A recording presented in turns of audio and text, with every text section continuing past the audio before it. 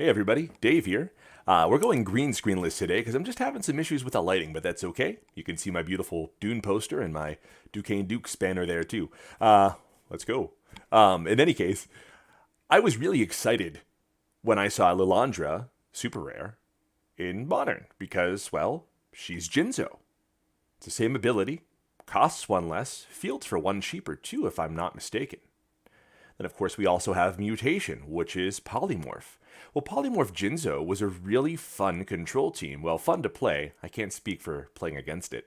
It was a really fun control team not too long ago in the grand scheme, though it was fairly early in Dice Masters. One IndieMon won Salt Lake City Comic Con with it.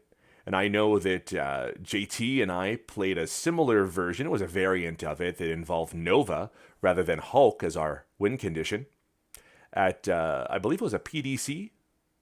It might have been. I can't recall exactly what the timing was, but I know that we both played that and, of course, had to play against each other, I think, at the top cut. But a lot of these cards have analogs today, which is really interesting. Let's take a look a little closer at what I'm talking about. So, as we said, Lil, she's a cheaper Jinzo. It's the same ability. Enough said there. Polymorph and Mutation, once again, the same thing. Notice that they both have a spin global. That might be relevant later. Not only do they have the spin global, but the ability was really good because you could use it to get things in from the field zone really quick. You can't swap a sidekick in with Polymorph / Mutation, but you can swap a character out.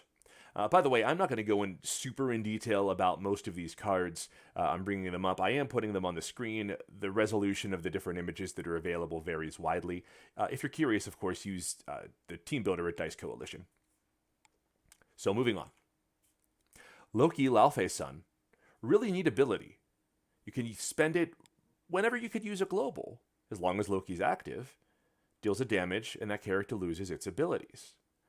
We have very similar here with Loki Powerful Magic under Awaken. So if he spins up, deal 1 damage to target character die and ignore its text till the end of turn. Well, that works really well with the Polymorph Global. Now you do have to spin him up to level 3 directly, but then you just spin him back down with Polymorph. Polymorph is 1 up, 1 down, so is Mutation. You spin 1 down to spin another up. That's part of the cost.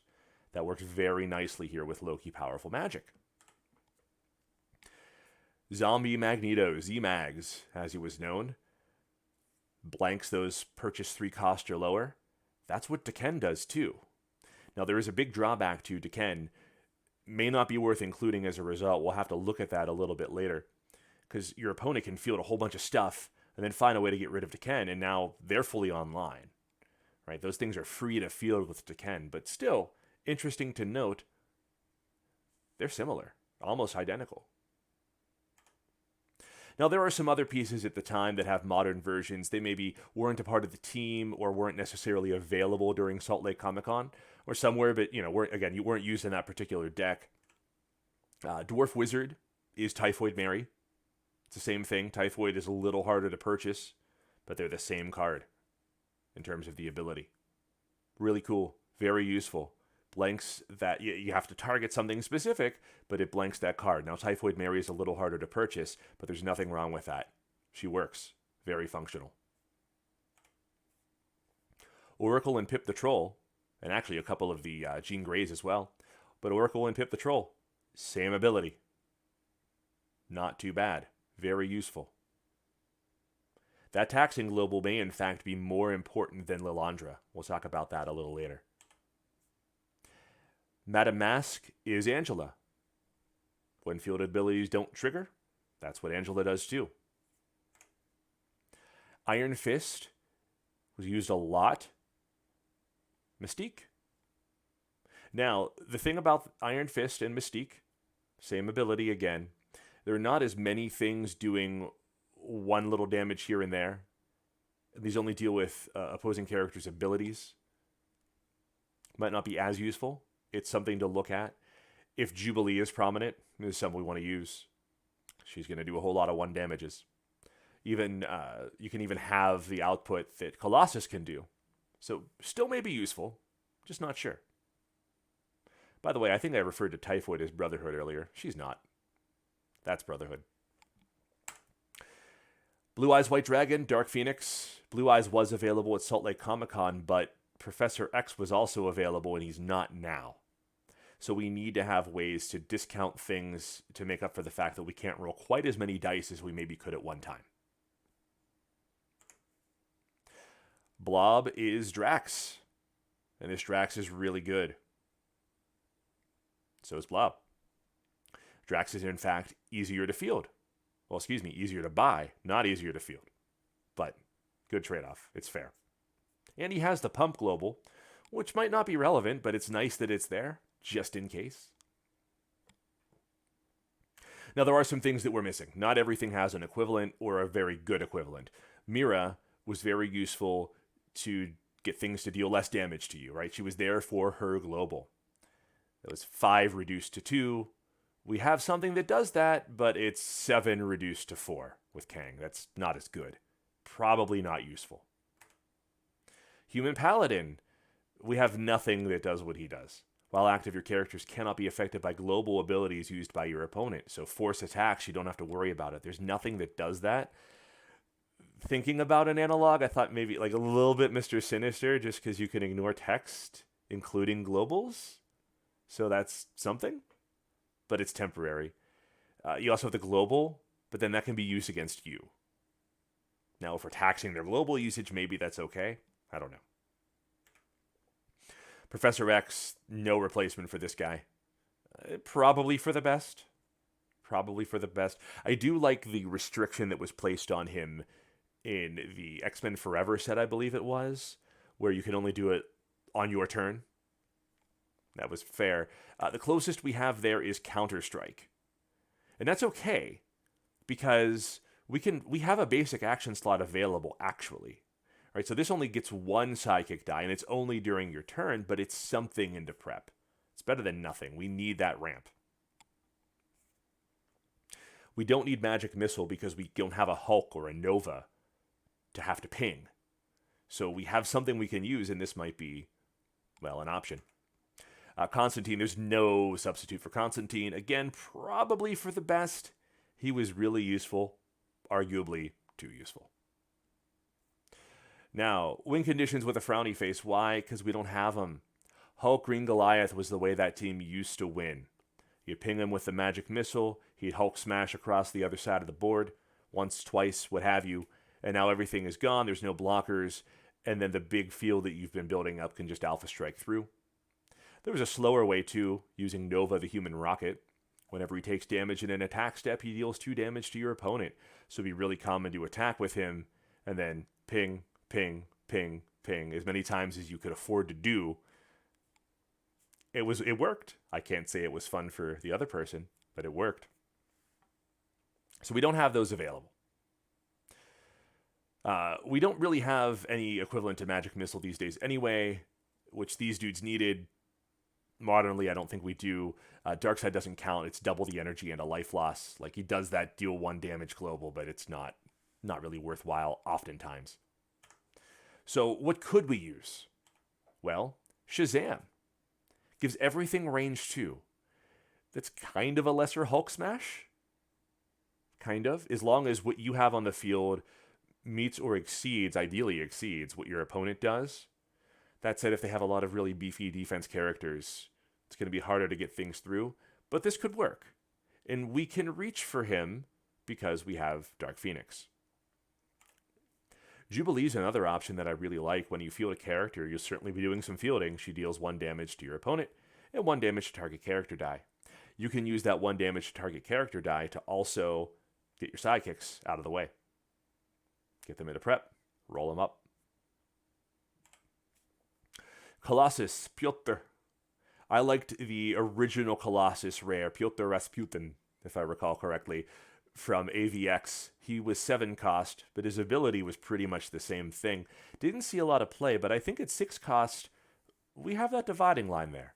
So, and we have a global that can spin things up. We have to spin something down to do it, but we can get things up there. could work. I like it. It's that passive, continuous direct damage. I don't hate it. I think the benefit to Jubilee is that she's inexpensive. She can get there. The benefit to Colossus is that 2 damage times everything that you're going to have in the field can add up very quickly. Dark Phoenix herself, in fact, on two of her different iterations, she can be a win condition on her own.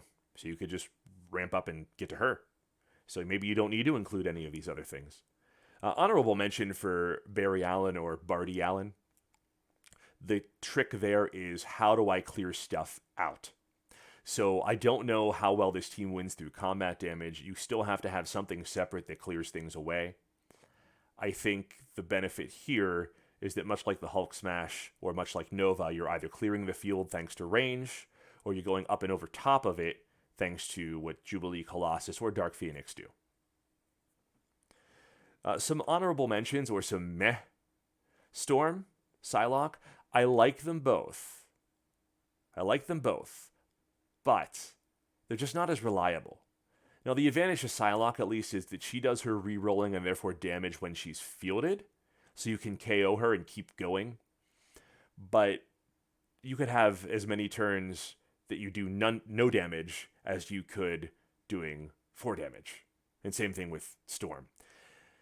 So I don't love them. I think especially with what Storm costs, you need a little more of a guarantee that she's going to close the door for you, and I don't know that she does it on her own.